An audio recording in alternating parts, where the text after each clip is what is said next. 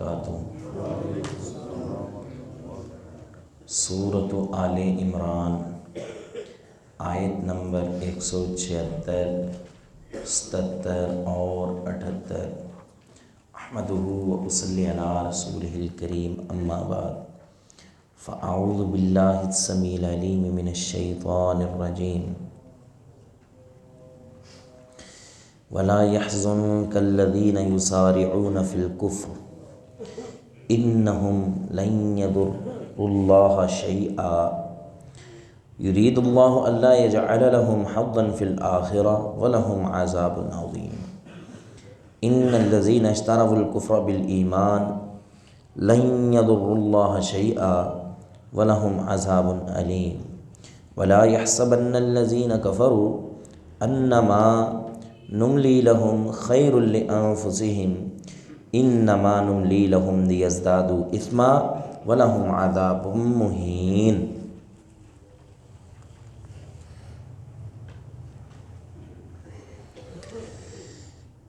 ولا یحزنک، اور نہ غم میں ڈالیں آپ کو، الذین، وہ لوگ، یسارعون، جو جلدی کرتے ہیں، فی الکفر، کفر میں، انہم، بے شک وہ، لن یضروا اللہ، ہرگز نقصان نہیں پہنچائیں گے اللہ کو، شیئا، کچھ بھی۔ یرید اللہ، چاہتا ہے اللہ، اللہ یجعل لہم، یہ کہ نہ ہو ان کے لیے، یہ کہ نہ وہ بنائے ان کے لیے، حظاً، کوئی حصہ، فی الآخرۃ، آخرت میں، وَلَهُمْ عَذَابٌ عَظِيمٌ، اور ان کے لیے بہت بڑا عذاب ہے۔ ان الذین، بے شک وہ لوگ، اشتروا الکفر، جنہوں نے خریدا کفر کو، بالایمان، ایمان کے بدلے، لن یضروا اللہ شیئا، ہرگز وہ اللہ کا کچھ نہیں بگاڑ سکیں گے، وَلَهُمْ عَذَابٌ علیم، اور ان کے لیے دردناک عذاب ہے۔ وَلَا يَحْسَبَنَّ الَّذِينَ، اور نہ آپ گمان کریں، وَلَا يَحْسَبَنَّ، اور نہ وہ گمان کریں، الَّذِينَ، وہ لوگ، کفروا، جنہوں نے کفر کیا، انما نملی لہم، کہ بے شک ہم ڈیل دیتے ہیں ان کے لیے، خیر لانفسہم، وہ بہتر ہے ان کے لیے، انما نملی لہم،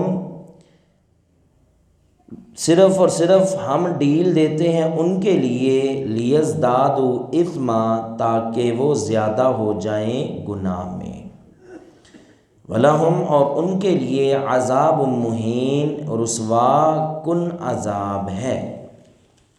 دہرا لیں جی، وَلَا يَحْزُنْكَ، اور نہ غم میں ڈالیں آپ کو، الَّذِينَ، وہ لوگ، یسارعون، جو جلدی کرتے ہیں، فی الکفر، کفر میں، انہم، بے شک وہ، لن یضروا اللہ، ہرگز نقصان نہیں پہنچا سکتے اللہ کو، شیئا، کچھ بھی، یرید اللہ، چاہتا ہے اللہ، اللہ یجعل لہم، یہ کہ نہ بنائے ان کے لیے، حظاً، کوئی حصہ، فی الآخرۃ، آخرت میں، وَلَهُمْ، اور ان کے لیے، عذاب عظیم، بہت بڑا عذاب ہے۔ ان الذین، بے شک وہ لوگ، اشتروا الکفر، جنہوں نے خریدا کفر کو، بالایمان، ایمان کے بدلے میں، لن یضر اللہ، ہرگز وہ نقصان نہیں پہنچا سکیں گے اللہ کا، شیئاً کچھ بھی، وَلَهُمْ اور ان کے لیے، عذاب علیم دردناک عذاب ہے، وَلَا يَحْسَبَنَّ اور نہ گمان کریں وہ الذین وہ لوگ، کفروا جنہوں نے کفر کیا، انما کہ بے شک جو، نملی ہم مہلت دیتے ہیں، لہم ان کے لیے، خیر بہتر ہے، لانفسہم ان کے نفسوں کے لیے، انما صرف اور صرف، نملی ہم مہلت دیتے ہیں، لہم ان کو، لیزدادوا تاکہ وہ زیادہ ہو جائیں، اثماً گناہ میں، وَلَهُمْ اور ان کے لیے، عذاب مہین رسوا کن عذاب ہے، وَلَا يَحْزُنْكَ الَّذِينَ يُسَارِعُونَ فِي الْكُفْرِ ان کو کفر میں جلدی پڑی ہوئی ہے، کفر میں وہ جلدی کرتے ہیں، آپ کو یہ چیز غم میں نہ ڈالے، انہم لن یضروا اللہ شیئا بے شک وہ اللہ کا کچھ بھی نہیں بگاڑ سکیں گے۔ اس کا ایک معنی تو یہ ہے، اسلام ایک ایسا دین اور ایسی ملت ہے، جتنے بھی باقی دین ہیں سب کی یہی کوشش ہے کہ اسلام کو ختم کر دیا جائے، مٹا دیا جائے۔ یریدون لیطفئوا نور اللہ بافواہہم وہ چاہتے ہیں کہ اللہ کے نور کو اپنے منہ کی پھونکوں سے بجھا دیں، وَيَأْبَى اللَّهُ إِلَّا أَن يُتِمَّ نُورَهُ وَاللَّهُ مُتِمُّ نُورِهِ اللہ تعالیٰ اس بات کا انکار کرتے ہیں، اللہ تعالیٰ اپنے نور کو پورا کر کے رہیں گے، اللہ کا نور اسلام ہے۔ ایک تو معنی یہ ہے کہ وہ کفر میں اس قدر جلدی کرتے ہیں اور اسلام کو نقصان پہنچانے کی کوشش کرتے ہیں، لیکن سارا عالم کفر مل جائے وہ اسلام کا یا اللہ تعالیٰ کا کچھ بھی بگاڑ سکتا نہیں بگاڑ سکتا۔ اللہ کا بھلا کوئی نقصان کر سکتا ہے؟ اگر ساری دنیا مل جائے اور ساری دنیا اتنی متقی ہو جائے کہ جتنا متقی کائنات میں سب سے متقی انسان کا دل ہے، کائنات میں سب سے متقی انسان کون ہے؟ امام الانبیاء محمد رسول اللہ صلی اللہ علیہ وسلم ہے۔ حدیث قدسی ہے، فرمایا کہ سب کا دل اس متقی انسان کے برابر ہو جائے، جیسا ہو جائے، سب لوگ اتنے نیک ہو جائیں، تب بھی اللہ تعالیٰ کی بادشاہت میں ایک ذرہ برابر بھی اضافہ اسے بھی کیا نقصان ہے۔ اور اگر ساری دنیا ایک بدترین، بے ایمان، ظالم اور کافر جیسے دل کی مانند ہو جائے، کفر ہی کفر بڑا ہے، نافرمانی ہی نافرمانی بڑی ہے، ما نقص من ملکی شیئا فرمایا کہ وہ میری بادشاہت میں ایک ذرہ برابر بھی کمی کر سکتے، جو مرضی کر لیں، اللہ کا بھلا کو نقصان کر سکتے ہیں؟ نہیں۔ ایک معنی تو یہ ہے، دوسرا معنی یہ ہے کہ آپ دیکھیں غزوہ احد کے بعد منافقین نے، یہودیوں نے مسلمانوں کو کتنے تانے دیے، رسول اللہ صلی اللہ علیہ وسلم کو کتنے تانے دیے، دیکھو بھائی سچے ہوتے تو آپ جنگ جیت جاتے، حق پہ ہوتے تو جنگ جیت جاتے، اس طرح کی باتیں کرتے۔ اب آپ علیہ السلام بڑے ہی رحم دل تھے، رحمۃ للعالمین وما ارسلناک الا رحمۃ للعالمین۔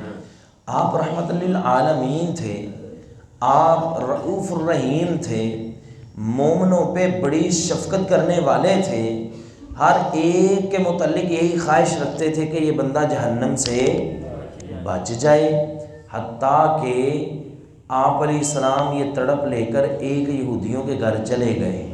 حدیث ہم پہلے بھی بیان کر چکے ہیں صحیح بخاری کی، کہ آپ کی محفل میں یہودیوں کا ایک چھوٹا سا بچہ بیٹھا کرتا تھا، کچھ دن نظر نہیں آیا۔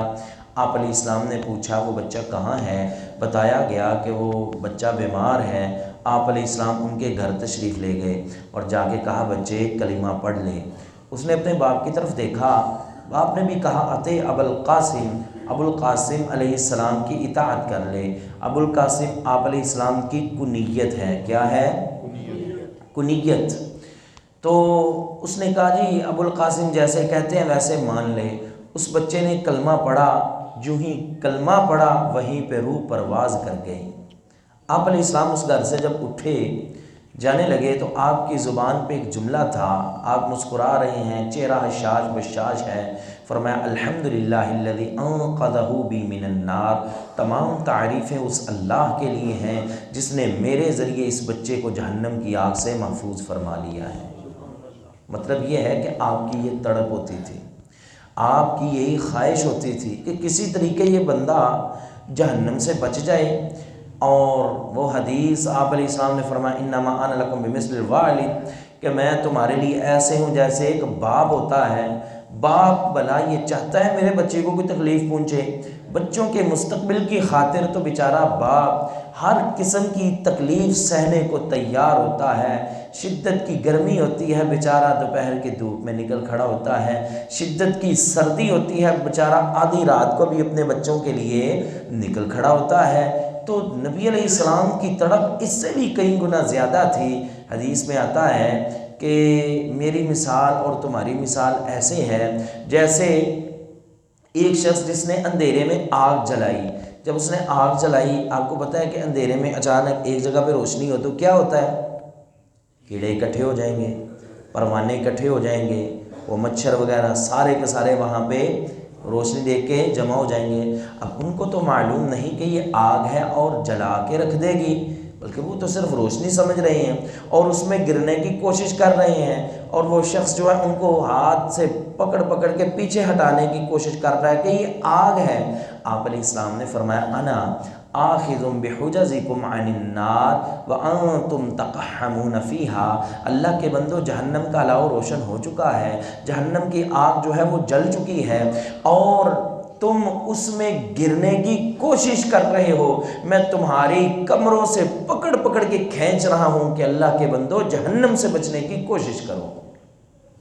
یہ ہے آپ علیہ السلام کی تڑپ، آپ کی لگن، آپ کی محنت، آپ کی کوشش، آپ کا طمع اور ہرس اور لالچ۔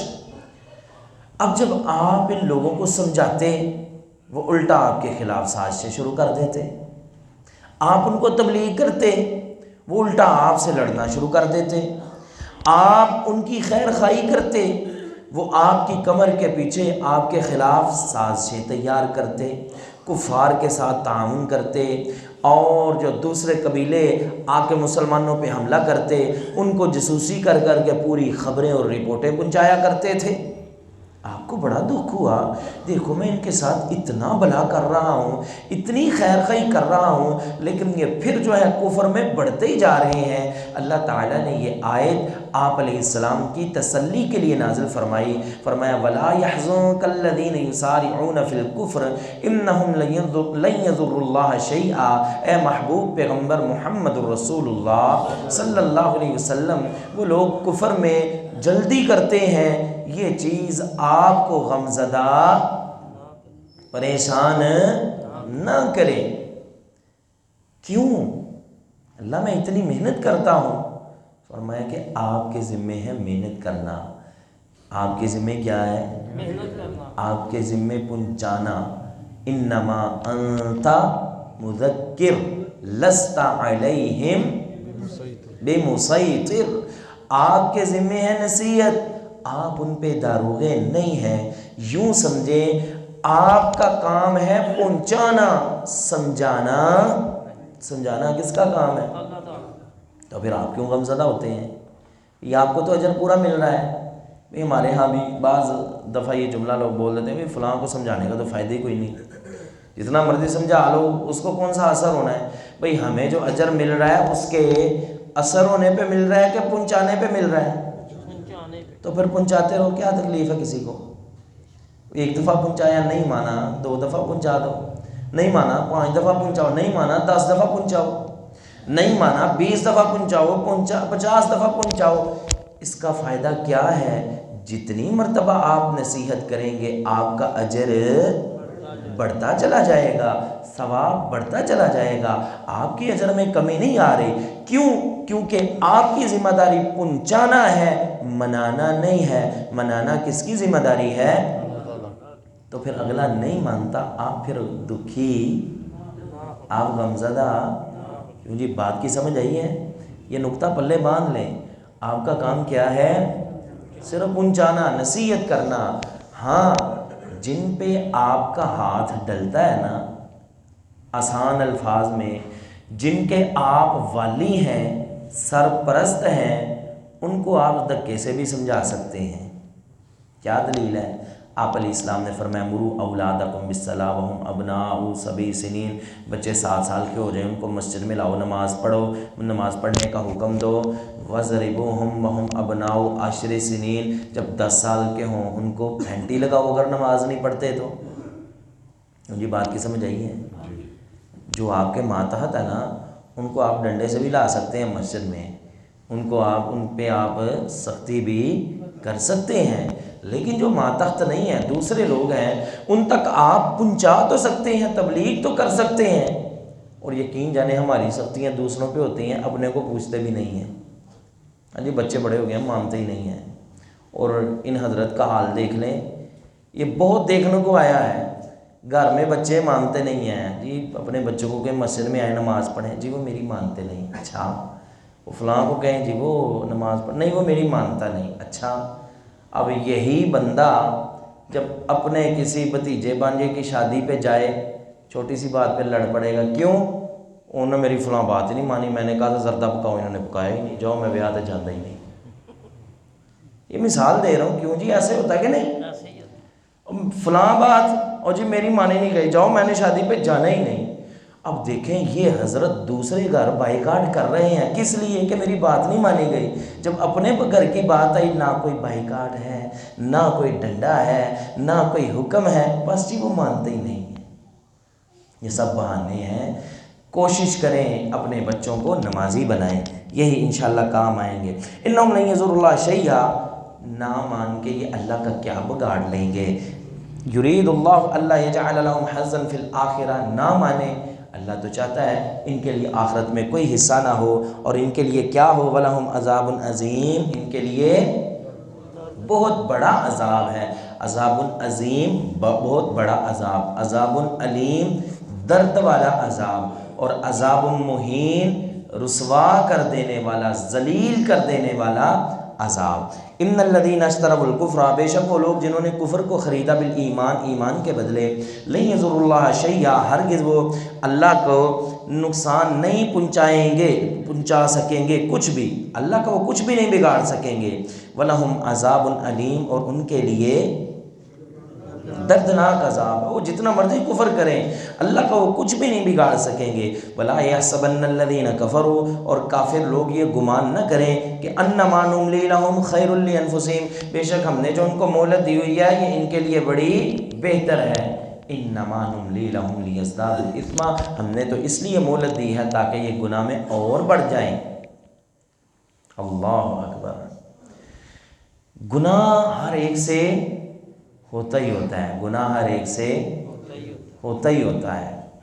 جب کافر گناہ کرتا ہے نا، اللہ تعالیٰ فوراً پکڑنے پہ قادر ہے کہ نہیں پکڑتا۔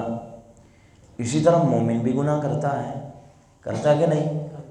اللہ پکڑنے پہ قادر ہے کہ نہیں؟ فوراً پکڑنا چاہے پکڑ سکتا ہے کہ نہیں پکڑتا۔ کیوں؟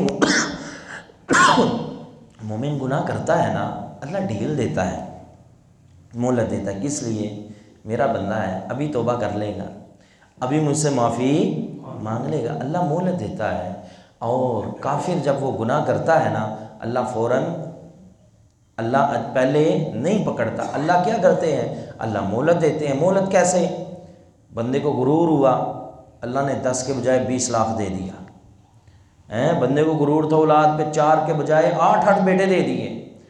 اب وہ سمجھتا ہے کہ اگر میں غلط ہوتا اللہ مجھے اتنی نعمتیں کیوں دیتا، حالانکہ یہ نعمتیں صحیح اور غلط ہونے کے لیے یہ کوئی ترازو نہیں ہے، یہ معیار نہیں ہے، یہ کسوٹی نہیں ہے۔ یہ جو نعمتیں ہیں دنیاوی نعمتیں، دنیا کی نعمت اللہ مومن کو بھی دیتا ہے اور کافر کو بھی دیتا ہے، یہ تو ان کو ڈیل دی جا رہی ہے۔ انما نملی لہم لیزدادوا اثما، فرمایا ہم ان کو مہلت اس لیے دیتے ہیں تاکہ یہ گناہ میں اور بڑھ جائیں حتیٰ کہ اتمام حجت ہو جائے۔ پھر کیا ہے؟ وَلَهُمْ عَذَابٌ مُّهِينٌ، ان کے لیے ذلیل کر دینے والا، رسوا کر دینے والا عذاب ہے۔ اور آپ دیکھیں جتنا بڑا کافر ہے اس کی موت بھی اتنی خطرناک ہوئی۔ اب فرعون دیکھیں کیسے مرا تھا،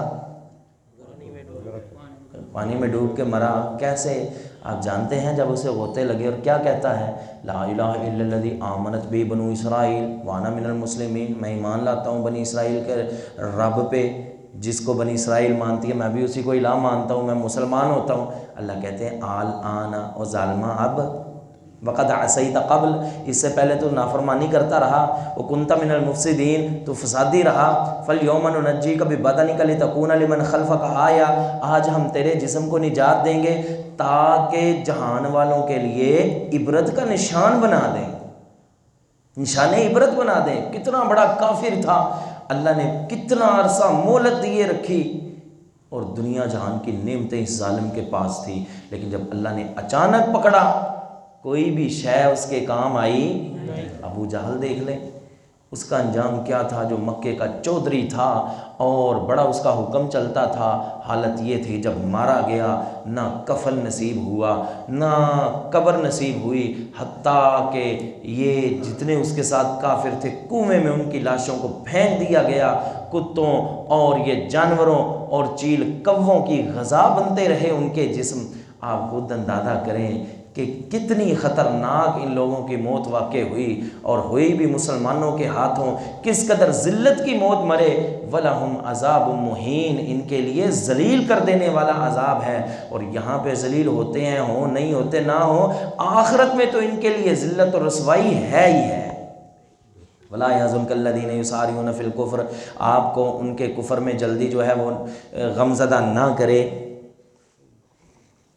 انہم لن یضروا اللہ شیئا، بے شک وہ اللہ کا کچھ بھی نہیں بگاڑ سکیں گے۔ یرید اللہ اللہ یجعل لهم حظا فی الاخرہ، اللہ چاہتا ہے کہ نہ ہو ان کے لیے آخرت میں کوئی حصہ۔ ولہم عذاب عظیم، اور ان کے لیے بہت بڑا عذاب ہے۔ ان الذین اشتروا الکفر بالایمان، بے شک وہ لوگ جنہوں نے کفر کو خریدا ایمان کے بدلے میں، لن یضروا اللہ شیئا، ہرگز وہ اللہ کا کچھ بھی نہیں بگاڑ سکیں گے۔ ولہم عذاب علیم، اور ان کے لیے دردناک عذاب ہے۔ ولا یحسبن الذین کفروا، اور نہ گمان کریں کافر لوگ، انما نملی لہم، کہ بے شک جو ہم مہلت دیتے ہیں ان کو، خیر لانفسہم، وہ ان کے لیے بہتر ہے۔ انما نملی لہم لیزدادوا اثما، صرف اور صرف ہم مہلت دیتے ہیں کہ وہ گناہ میں اور زیادہ بڑھ جائیں۔ ولہم عذاب مہین، اور ان کے لیے رسوا کن عذاب ہے۔ آخر دعوانا الحمدللہ رب العالمین۔